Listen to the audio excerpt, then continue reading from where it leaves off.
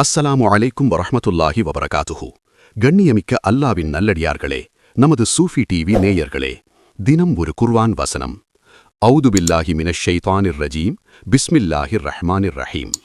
கத் கான லகும் ஆயத்துன் ஃபீ ஃபிஅத்தைனில் தகதா ஃபிஅத்துன் துகாத்திலு ஃபீ சபீலில்லாஹி வ உக்ரா காஃபிரத்துன் யரவுனஹும் மிஸ்லைஹிம் ரஅயல் ஐனி வல்லாஹு யுஅய்யிது பினஸ்ரிஹி மன் யஷாஉ இன்ன ஃபீ ذلك லஇபரத்தன் லிஉலில் அப்சாரி.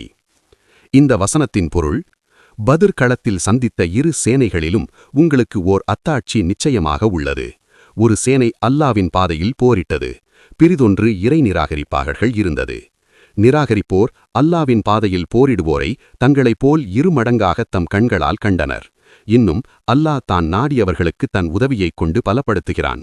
நிச்சயமாக அகப்பார்வையுடையவருக்கு இதில் திடனாக ஒரு படிப்பினை இருக்கிறது. அல் குர்ஆன் சூரா 3 வசனம் 13. இந்த குர்ஆன் வசனத்திற்கு தஃப்சீர் இப்னு கஃபீரில் உள்ள விளக்கத்தின் ஒரு சிறு பகுதி. அல்லாவின் கூற்றின் பொருள் இவ்வாறு கூறப்பட்டது: யரவுனஹும் மிஸ்லைஹிம் ரஅயல் ஐனி, அவர்கள் தங்களைப் போன்று இரு மடங்கினராக தம் கண்களால் கண்டார்கள் என்பதன் பொருள், முஸ்லிம்கள் தங்களை விட 2 மடங்கு அதிகமான இணை வைப்பாளர்களைக் கண்டார்கள். இருப்பினும் அல்லாஹ் நிராகரிப்பாளர்களுக்கு எதிராக அவர்களுக்கு வெற்றியை வழங்கினான்.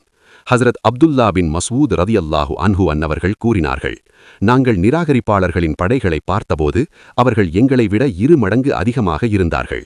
நாங்கள் மீண்டும் அவர்களை பார்த்தபோது அவர்கள் எங்களிடம் இருந்ததை விட ஒரு ஆள் கூட அதிகமாக இல்லை என்று நாங்கள் நினைத்தோம். எனவே அல்லாவின் கூற்று, வஇத் யுரீகுமூஹும் இதில் தகைத்தும் ஃபீ அஅயுனிகும் கலீலன் வயுகல்லிலுகும் ஃபீ அஅயுனிஹிம், மேலும் நீங்கள் சந்தித்தபோது அவன் அவர்களை உங்கள் கண்களுக்கு குறைவாக காட்டினான், மேலும் அவன் உங்களை அவர்களின் கண்களுக்கு குறைவாக தோன்றச் செய்தான். அல் குர்ஆன் சூரா 8 வசனம் 44. இரு முகாம்களும் ஒன்றை ஒன்று பார்த்தபோது முஸ்லிம்கள் இணை வைப்பாளர்கள் தங்களை விட 2 மடங்கு அதிகமாக இருக்கிறார்கள் என்று நினைத்தார்கள்.